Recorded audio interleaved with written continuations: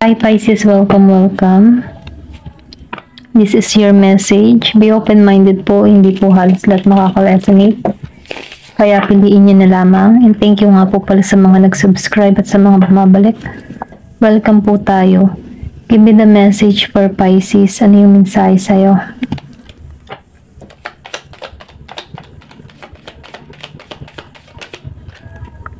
Nine of Swords. Upright. Give me the message. Page of Pentacles. Reverse. The Lovers. Reverse. Tumalsik to. Seven of Swords. Okay? Nakikita ko dito hindi halos lahat makaka-resonate sa part na to kasi nakikita ko dito na meron ditong pangyayari na kung saan hindi nagkasundo ang dalawang panig. Pwedeng person mo to, okay? Kung meron kang kinakasama, meron ako nakikita dito na nagkaroon dito ng hidwaan. Kumbaga may natapos na relasyon. May panlalokong naganap dahil lumabas sa Seven of Swords, then the Lovers reverse. Nafe-feel ko dito na meron dito na break na promise, may panloloko, may nag-cheat, or sabihin natin na merong nilihim sa'yo, na kung saan tinarider ka dito, may paglilihim na ginawa, na kung saan ngayon dito ka sa Nine of Swords nasasaktan, nagdurusa, umiiyak, hindi makatulog, nadidepress sa sitwasyon. May ganun dito hindi halos lahat. Kasi kung makikita mo, lumabas dito yung mga card na kung saan magkakatugma. Meron ditong Six of Wands. Meron ditong hindi natuloy ang kasal, or pwede rin sabihin na kinasal kayo ng tao na ito, pero ginawa ka niyang niloko ka, okay, pinagpalit ka.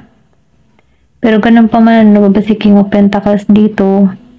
Nafe-feel ko dito yung stability mo. Kumbaga kahit may pangyayari dito na may nagloko or niloko ka, magiging maayos yung kalagayan ng iyong kabuhayan dito. Kaya lang kailangan mo ditong alisan tong nararamdaman mo to, kung sariwa po to, kung bago pa lamang ito. Pwede rin kasing sabihin nangyari na to, or pwede rin sabihin nagaganap ito sa ngayon.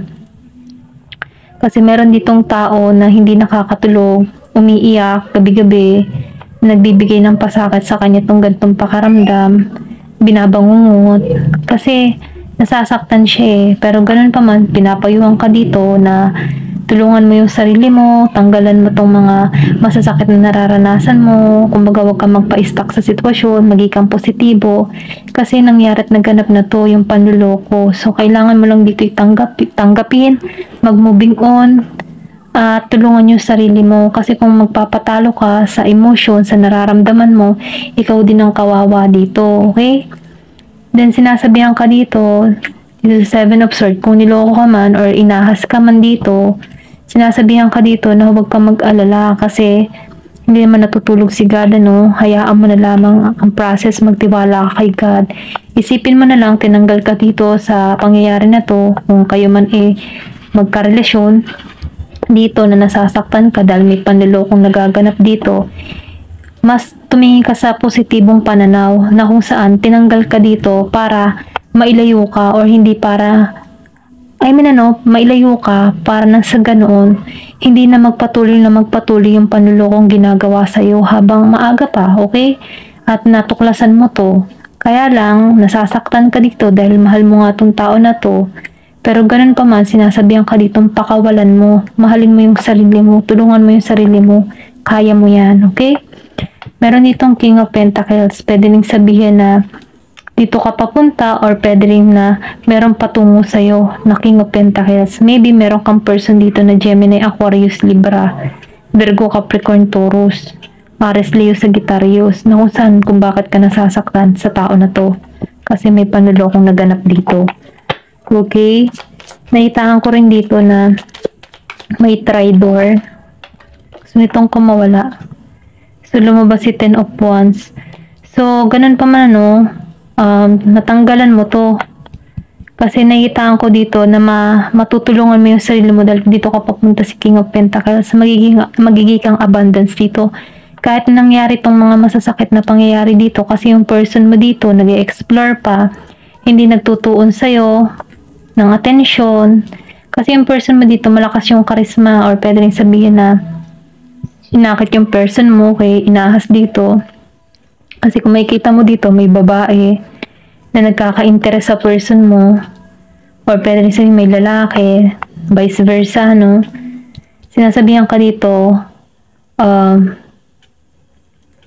nasasaktan ka man ngayon pero makaka-recover ka dito. Kasi matatanggal na yung yung pasahan mo, yung mabigat na pasahanin mo, maalisan mo yan.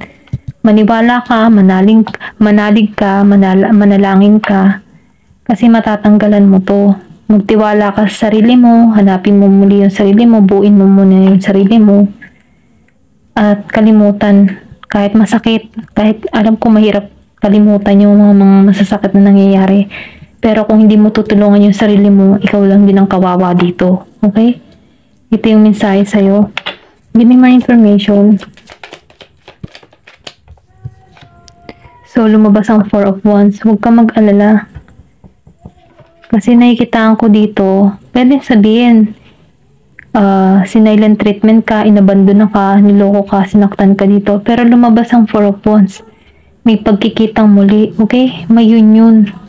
Pwede rin sabihin new person to, pwede rin sabihin yung past person na nanloko sa'yo dito, matauhan, kasi meron ditong ahas. Pwede rin sabihin na merong kang kaibigan inaas yung person mo, o pwede rin sabihin na meron talagang nagmotibo sa person mo.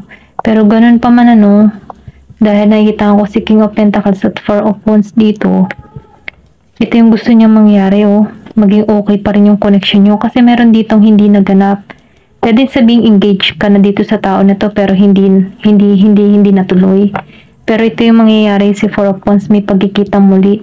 Kung madalas mo makita yung 11-11, ito yung mensahe para sa'yo. Okay, ito na yung nakikita ko dito. Tanggalan mo tong pain na nararamdaman mo, tulungan mo yung sarili mo. Kasi once na hindi mo tinulungan yung sarili mo, kung may nagagalit na tao dito at may inahas at nakikita na nagsasacrifice ka dito, ikatutuwa ng kalaban mo. Kaya mas may naman tulungan mo yung sarili mo.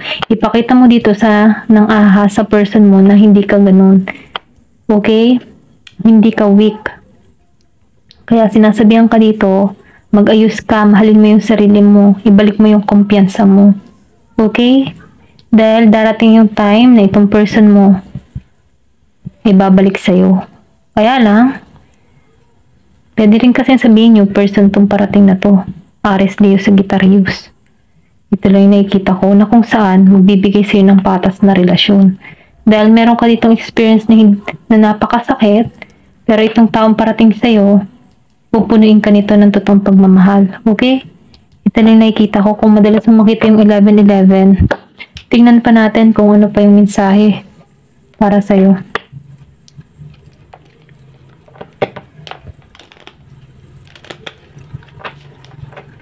Give me more information. Ano yung mensahe para sa'yo?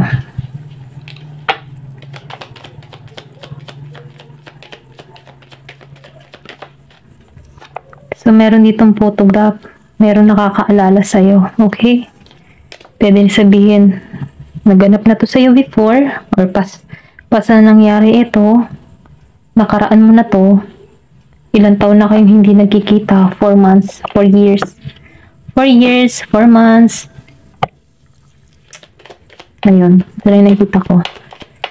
Give me more information. 7 years, 7 months, 6 months, 6 years. Give me more information. Not enough. So, meron dito lack of confidence. Nagkakaroon ng self-sabotage. Maybe ikaw to, nasasaktan. Huwag kang panghinaan ng loob. Sapat ka, okay? Kamahal-mahal ka. Maging kang positibo. Tanggalin mo yung takot o yung frustrated mo sa isang relasyon. Kasi magkakaroon ka dito ng partnership na kung saan equal para sa'yo. Tinanggal ka dito sa masakit na pangyayari nito. Dahil meron talaga nag-ibibigay sa'yo. Ito lang nakikita ko. Give me more information. So, meron ditong camera. Meron talaga dito nag-iisip sa'yo. Okay? Meron ditong nakakaalala, tumitingin sa larawan mo kasi lumabas ang photograph. Meron ditong nakakaalala, tinitingnan ang larawan mo. Gusto nito magkaroon ng panibagong memory sa inyo. Ito na nakikita ko. Pwede sabihin, past person mo din itong dumating sa'yo. Tingnan pa natin. Give me more information.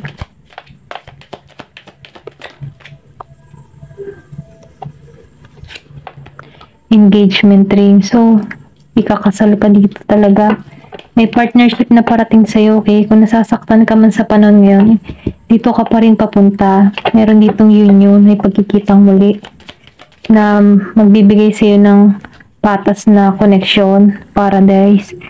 Magiging kang masaya dito, okay?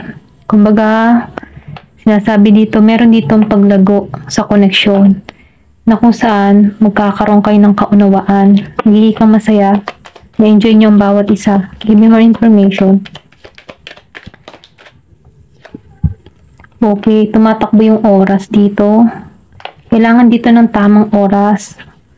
Kumbaga, no, kailangan mo dito mag-heal. Sinasabi dito, kailangan mo tulungan yung sarili mo, mag-healing ka sa masakit na pangyayari dito sa Nine of Swords. Dahil dito ka na nga patungo sa Four of Wands. New commitment. Person. Pwede yung past person mo o new person to. The Golden Mirror. So, nakikita ko dito, no, meron kasi ditong one-sided love. Pwede ikaw o pwede rin yung person mo. Meron ditong isa lang yung nagmamahal. Pwede ikaw lang yung nagmahal sa person mo, kaya madali siyang natukso dito. Kasi dinaya ka may pandarayang ginawa. Pero ganun pa man naalisan mo naman tong narcissist, kailangan lang ng oras para mag-healing ka. Healing heart. So, kailangan mo talaga maghilom. Kailangan mo mahilom yung puso mo para makalaya ka ng lubusan. Kasi nakikita ko dito na meron kang toxic. Toxic yung relasyon na meron ka. Inalis ka dito para mabuo mo muli yung sarili mo dahil meron talaga naghihintay sa'yo. Okay? Engagement. New partnership. Ito lang yung nakikita ko. Ayan, hanggang dito na lamang po. Thank you for watching. Love and peace.